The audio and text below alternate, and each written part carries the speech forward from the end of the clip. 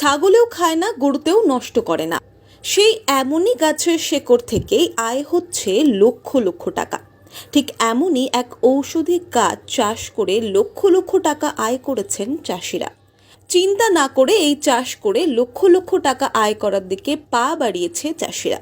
হ্যাঁ, এই চাষ হচ্ছে অশ্বগন্ধা। নাম শুনে চেনা মনে হলেও মাঠে চাষ শুরু হয়ে গেছে ইতিমধ্যে।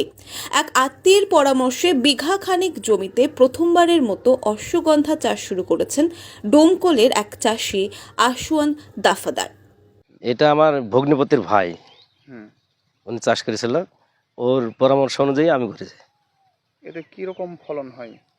ফলন ভালো হলে 4 কুইন্টাল 5 কুইন্টাল হয় বিঘা প্রতি। কেমন দামের? গত বছর 25-26 হাজার টাকা কুইন্টাল ছিল। গত বছর।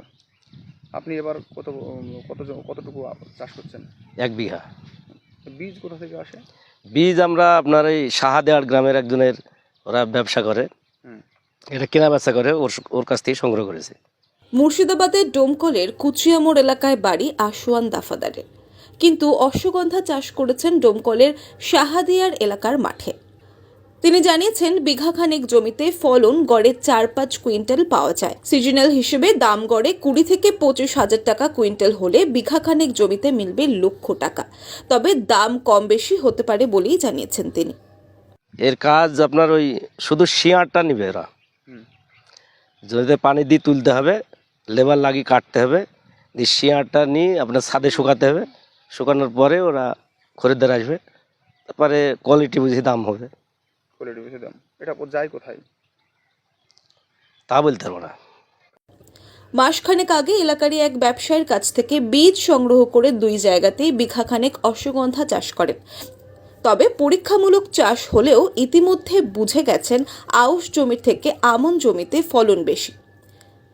তবে অন্যান্য ফসলের মতোই সার জল দিয়েই বড় করেছেন অশ্বগন্ধা। বাজারের দাম শুনেই অনেকেই উৎসাহ দেখিয়েছেন এই চাষে, যা কিনা ছাগলেও খায় না, গরুতেও খায় না। সেদিক থেকে নষ্ট না হওয়ায় শেকড় এবং বীজ দুটোতেই মুনাফা হবে বলেই দাবি করেছেন ওই চাষি। এটা আমরা শুনেছি লোকমুখে, ওষুধ হয়। ওষুধ। আপনি ছাড়া কি এলাকায় কেউ চাষ করে না? আপনি একা? হ্যাঁ, অনেকে করে। কত বছর ধরে শুরু হলো এই অশ্বগন্ধা চাষ করা? মোটামুটি বছর 4-5 থেকে শুরু হয়েছে। তো কি মনে হচ্ছে আপনার, কেমন ফলন হবে মনে হচ্ছে? ফলন ভালোই হবে, খারাপ হবে না, ভালো হবে। ভালোই। এর খরচপাতি কেমন? খরচ আপনার এমন নাই। আপনার জমিতে আমাদের একটা ভুল হয়ে যায়, এটা ঘাসের জমি, আমরা বুঝতে পারিনি।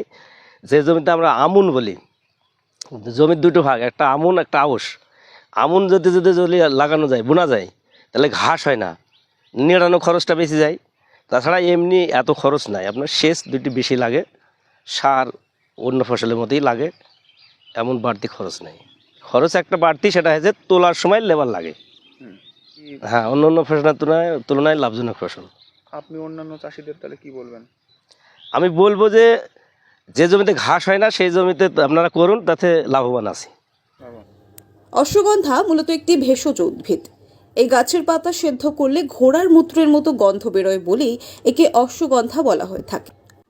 এই পাতার বৈজ্ঞানিক নাম উইথানিয়া সোমনিফেরা জুনাল। আয়ুর্বেদে একে বলা হয়ে থাকে বলদা বা বাজিকড়ি বা শীতকালীন চের। এটি ভারতের শুষ্ক অঞ্চলের অনেক স্থানে চাষ করা হয়। এটি নেপাল, চীন এবং ইয়েমেনে পাওয়া যায়। রৌদ্র এবং আংশিক ছায়া জায়গায় এর উৎপাদন ভালো হয়। ডোমকলের মহকুমার ইসলামপুরের একাধিক জায়গায় এই চাষ শুরু হলেও অন্যান্য চাষের থেকে খরচ কমে এবং লাভবান বেশি বলে জেলার বিভিন্ন জায়গায় অশ্বগন্ধা চাষের ঝোঁক বেড়েছে। MSD নিউজ বাংলা, তাড়াহুড়ো নয়, সঠিক খবরটাই আমরা দেখাই।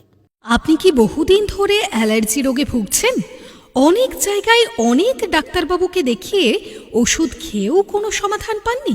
আর কোনো চিন্তা নেই, এখন অ্যালার্জির সেরা চিকিৎসা কেন্দ্র মিশন মেডিকেল সেন্টার, একটি NABL প্রত্যয়িত পরীক্ষাগার এবং একটি পলিক্লিনিক। এখানে বিশেষজ্ঞ সুচিকিৎসক দ্বারা সমস্ত রোগের চিকিৎসার সুব্যবস্থা রয়েছে।